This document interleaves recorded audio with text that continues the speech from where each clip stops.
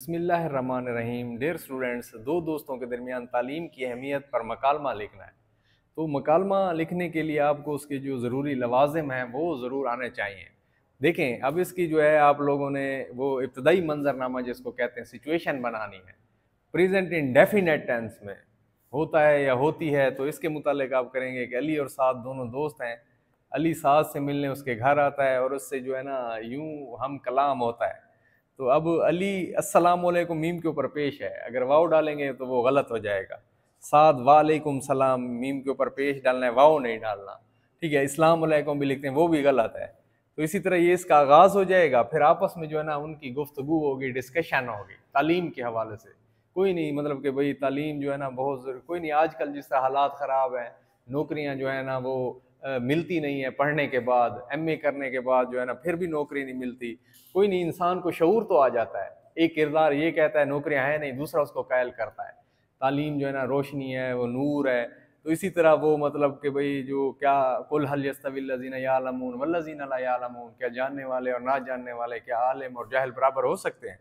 तो अब देखो, अल्लाह के बंदों में से अहले इल्म ही अल्लाह से डरते हैं। तकवे की बुनियाद भी इल्म है। नबी पाक सल्लल्लाहु अलैहि वसल्लम को भी यही इकरा बिस्मि रब्बिकल लज़ी खलक इस तरह कहा गया। तो अब वो आपस में कहते हैं कि इल्म जो है ना, यानी कोई डॉक्टर है, इल्म हासिल किया हुआ है, तो उससे पहले जाते हैं 3-3 हज़ार फीस देते हैं, महीना महीना पहले नंबर लेते हैं। तो कितनी एक वो बात है कि भाई यानी इल्म की अहमियत है। इल्म की बुनियाद पर इंसान चांद के ऊपर, मरीख के ऊपर, दूसरे सियारों के ऊपर, सितारों के ऊपर पहुंच गया, आसमान के ऊपर पहुंच गया।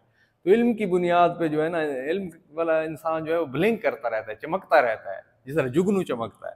तो इसी तरह फिर आप मतलब कि ये बातें होंगी, एक दूसरे को कायल किया जाएगा, आखिर पर मंतकी नतीजा निकलेगा, एक किरदार कहेगा भाई तुम कह तो ठीक रहे हो। वाकई इल्म की जो है ना अहमियत है। अच्छा, फिर इसमें जो है ना आप रमूज औकाफ का इस्तेमाल करेंगे। ठीक है, रमूज औकाफ यानी जिस तरह इंपॉर्टेंट, यानी बात खत्म हुई तो खत्मा की अलामत, सवालिया की अलामत। ठीक है, ब्रैकेट्स डालेंगे आप। ठीक है, कमाज, इन्वर्टेड कमाज इंपॉर्टेंट बात है, कहीं बात छोड़नी है तो हज़फ।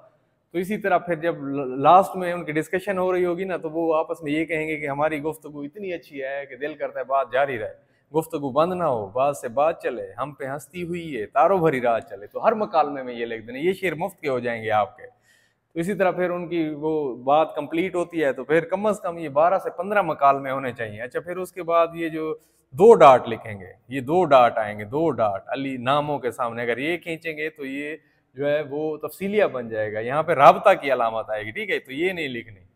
तो इसी तरह मतलब कि ये बात आगे चलेगी। 12 सवाल हैं, 12 से 15।